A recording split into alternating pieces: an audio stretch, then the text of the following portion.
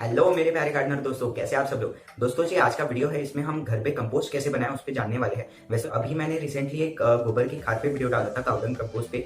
वो भी बहुत लोगों ने देखा है। अगर आपने नहीं देखा है तो मैं एक अच्छी प्लेलिस्ट क्रिएट करने वाला हूँ। ये वीडियो होने के बाद उस वीडियो को जरूर देखिएगा। जो इसकी एंड स्क्रीन होगी उसमें मैं डाल दूंगा, वो है जिसे हम किचन वेस्ट कंपोस्ट कह सकते हैं, वो बनाना आपको इस वीडियो में सिखाने वाला हूँ। तो वीडियो को अंत तक जरूर देखिएगा और इसे इस्तेमाल कैसे करना है वो भी आपको बताएंगे। वीडियो को शुरू करते हैं।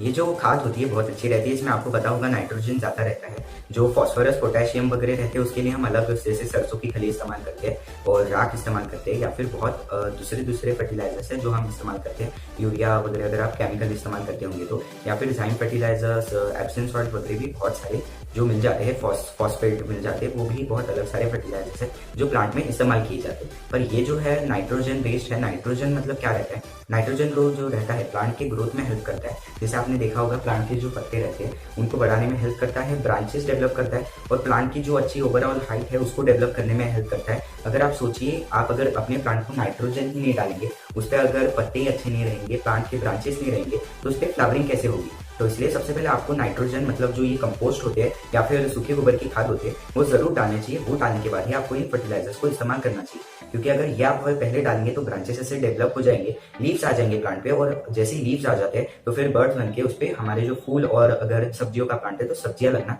शुरू होंगी। तो ये बहुत अच्छा रहता है, तो आपको ये पहले डालना चाहिए। तो अब मैं आपको उसकी प्रक्रिया बताता हूँ कि किस प्रकार आपको ये बनाना है। वैसे तो ये बनाना बहुत आसान है। आपको सूखा कचरा लेना है, गीला कचरा लेना है और आपको ऐसी परत बनाते जानी है। सबसे पहले क्या लगेगा, आपको सूखा कचरा लेना है।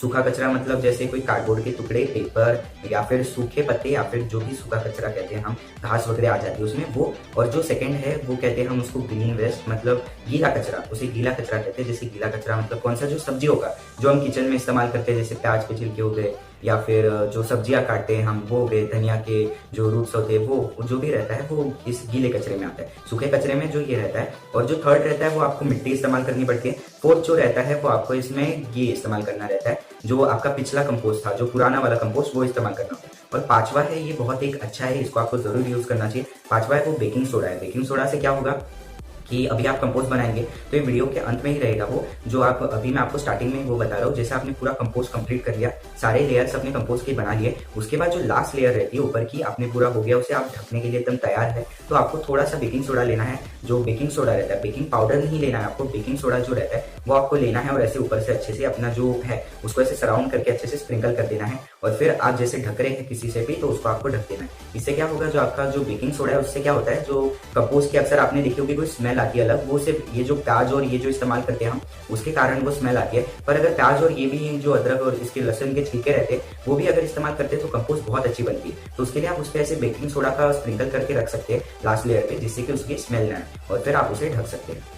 तो ये स्टेप हो गई। तो सबसे पहले जो आपको नीचे है तो वो जो होल्स रहते हैं गड्ढे, वो आपको जरूर रखने चाहिए, साइड में भी रहने चाहिए। एयर वेंटिलेशन जितना ज्यादा होगा उतने अच्छे से हवा लगेगी तो माइक्रोब्स अपनी कंपोस्ट जो रहेगी वो अच्छे से डिकम्पोज कर पाएंगे। तो फिर आपको सबसे पहले नीचे जो रहेगी मिट्टी की लेयर डालनी है, और जो जैसे पॉट या फिर कोई भी आप बड़े जो रहते हैं टैंक्स वगैरह, या फिर फेविकॉल के जो डब्बे, या फिर जो रहते हैं टाटी वगैरह, वो भी आप इस्तेमाल कर सकते हैं। बकेट्स में भी बना सकते हैं आप, बोरे में भी बना सकते हैं, बोरे में भी बहुत अच्छी बनती है। उलट तो जो बोरेज रहते हैं, मतलब गनी बैग्स रहते हैं या फिर ग्रो बैग्स रहते हैं, उसमें भी बहुत अच्छा बन जाता है, क्योंकि आपको पता होगा एकदम डायरेक्टली उसमें वेंटिलेशन होता रहता है। तो ऐसे लेना है। सबसे जो नीचे की लेयर रहेगी, किसी भी आप कंटेनर ले रहे या फिर ग्रो बैग, अपनी बोरी, कुछ भी ले रहे हैं, बकेट ले रहे हैं या फिर कोई बड़ा ले रहे हैं कोई कंटेनर, तो फिर सबसे जो नीचे की लेयर होगी उसमें आपको मिट्टी डालनी है। मिट्टी डालने के बाद आपको जो ऊपर की लेयर है उसमें थोड़ा सा जो अपनी पुरानी कंपोस्ट थी वो डालनी है। फिर अगर आपके पास थोड़े से गोबर के कंटेनर, मतलब काउडंग केक होंगे, या फिर सूखे हुए हो, या फिर गीले की थोड़ी सी गोबर खाद होगी, तो गोबर खाद डाल दीजिएगा। उसके बाद जो हमारा सूखा कचरा है वो आपको डालना है, फिर गीला कचरा डालना है। और गीला कचरा डालने के बाद जो घास रहेगी,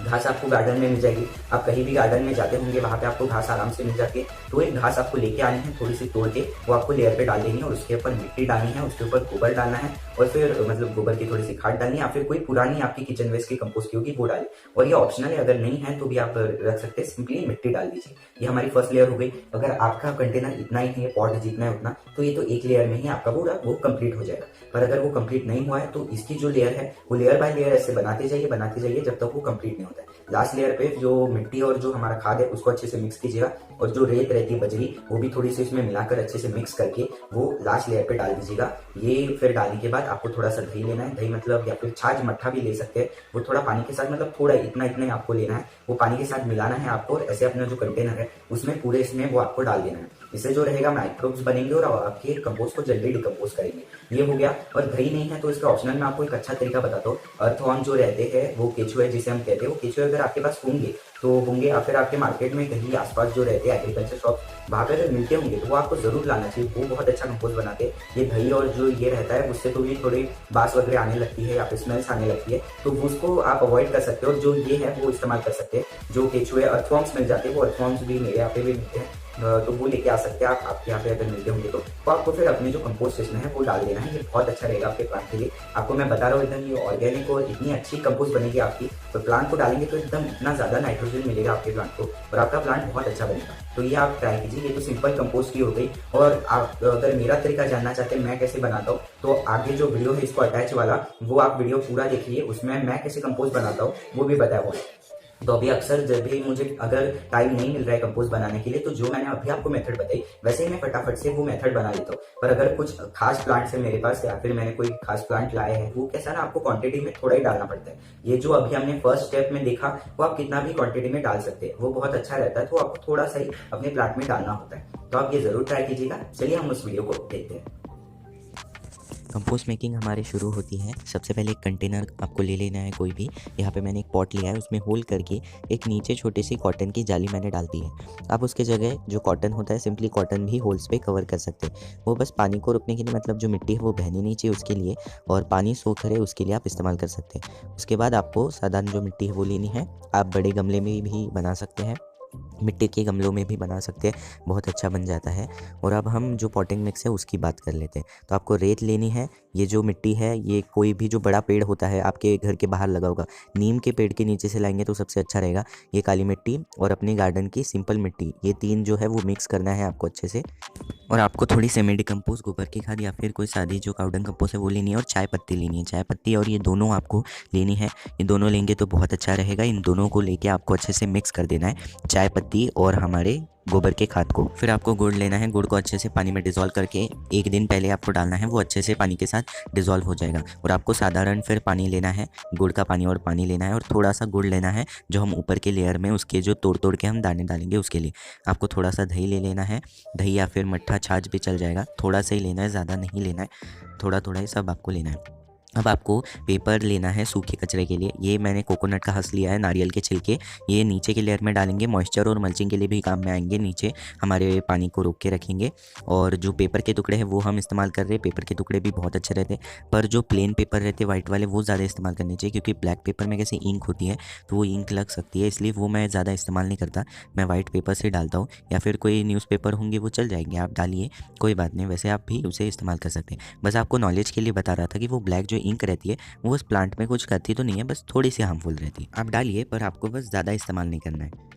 अभी फिर हमें गीला कचरा चाहिए। गीले के लिए आप कुछ भी ले सकते हैं। आपको ग्रीन पत्ते ले सकते हैं, किचन वेस्ट ले सकते हैं, और नीम के जो पत्ते रहते हैं, गीले वाले नीम के पत्ते लेने, बहुत अच्छा रहेगा। वो हमारे कंपोस्ट में डालेंगे तो जो एंटी फंगल प्रॉपर्टीज़ आ जाएंगी कंपोस्ट में, जो हमारे कंपोस्ट को एक फंजीसाइड की तरह भी बना सकता है। नीम में बहुत से फ़ायदे रहते हैं। और आपको जो किचन वेस्ट रहता है, हमारा किचन का कंपोस्ट मतलब किचन वेस्ट जो रहता है, जैसे छिलके हो गए कैबेज के, ये हो गए छिलके, ये गाजर वगैरह हो गए, सब आपको लेना है, ये भी आपको लेना है। और ये सब आपको फिर अब इसमें डालना कैसे है वो जानते हैं। आपको सबसे पहले इसमें होल वगैरह कर लेना है। मिट्टी जो है हमारी वो पॉटिंग मिक्स की, सबसे पहले हमें थोड़ी सी मिट्टी डालनी है। मिट्टी डालने के बाद हमको जो हमारा जो ये है नारियल के छिलके जो हमने रखे थे वो लेने हैं। आपको सबसे पहले चाय पत्ती डालनी है मिट्टी डालने के बाद, फिर नारियल के जो छिलके हैं उस पर पानी डाल देना है। और फिर अभी ये हो गया, जैसे आप देख रहे हैं कि अभी ये सोख हो रहा है पानी। जैसे ही पानी आपको दिखे सोख हो रहा है तो फिर आपको देखना है कि वो अच्छे से नीचे से निकल रहा है कि नहीं। जब आपको दिखे कि ये अब हमारा पॉट हो गया, आपको थोड़ा सा फिर इसके ऊपर चाय पत्ती डाल के, हमारा जो ये है नारियल के छिलके वो डाल के उसके ऊपर पेपर डालना है, जो हमारे सादे पेपर थे वो। पेपर डालने के बाद आपको जो अपने सूखे ग्रीन लीव्स आपने लिए थे, ग्रीन लीव्स जो प्लांट्स के हमने लिए थे वो डालने हैं, जो लकड़ियाँ वगैरह लिए थे वो डालना है। उसके बाद जो नीम के पत्ते हैं, हमें नीम के पत्तों की अच्छी खासी ऊपर उसकी लेयर बना देनी है। ये सारे लेयर्स बनाते जाना है आपको। जैसे मैं कर रहा हूँ अभी आप देख सकते हैं। आपको सब डालते जाना है। नीम के पत्ते जो है अच्छे से धोकर ही आपको फिर इस्तेमाल करने हैं, ऐसे नहीं डालने। सूखे नीम के पत्ते भी होंगे वो भी डाल सकते हैं, लकड़ियाँ भी उसमें डाल सकते हैं। उसके बाद जो हमारा किचन वेस्ट का था वो डालने के बाद आपको सिंपली इसके ऊपर मिट्टी डालनी है। सबसे पहले जो हमने सादी बनाई थी पॉटिंग मिक्स वो डालनी है, और उसके बाद जो हमने हमारी जो पॉटिंग मिक्स बनाई थी एक वो आपको डालनी है। वो होने के बाद आपको ऐसे लेयर बाय लेयर करते रहना है जब तक सबसे ऊपर का नहीं आती। जैसे आपकी पूरी लेयर्स कंप्लीट हो जाएगी तो लास्ट में आपको जो हमारी पॉटिंग मिक्स वाली मिट्टी थी वो डालनी है, पूरे भर देना है, अच्छे से फैला के दबाना है फिर उसे, ताकि एयर पॉकेट्स पूरे निकल जाए कंपोस्ट से। और उसके बाद आपको ये जो हमारा जो सादा कंपोस्ट था वो जो रेत और इसका हमने लिया था वो आपको ऊपर ऐसे डाल देना है, और इसको पटक के एयर पॉकेट्स निकाल देने हैं। इसके बाद गुड़ का पानी जो था वो भी थोड़ा सा छिड़क सकते हैं। जितना भी गुड़ का पानी था अभी मैं डाल दूंगा। दही जो था वो आपको थोड़ा सा जो दही या फिर मट्ठा लिया था वो डाल देना है अच्छे से फैला के।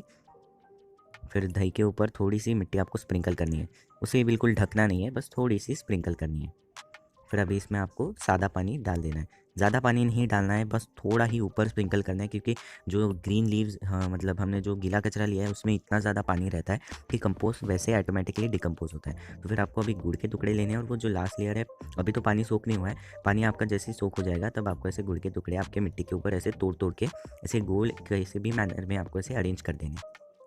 और फिर इसके नीचे आप कुछ भी रख भी सकते हैं जो पानी कलेक्ट करने के लिए, और इसे ऊपर से भी आपको ढकना है। ऐसे करेंगे तो ये जो कंपोस्ट है आपका बन जाएगा। कैसा लगा आपको वीडियो अगर अच्छा लगा होगा तो वीडियो को लाइक कीजिएगा, चैनल को सब्सक्राइब करके बेल आइकन जरूर दबा दीजिएगा। इंस्टाग्राम, फेसबुक, ट्विटर पे फॉलो कीजिएगा, और व्हाट्सएप का ग्रुप ज्वाइन कर सकते हैं, वहां मुझे आप डाउट पूछ सकते हैं। Thank you for watching, happy gardening.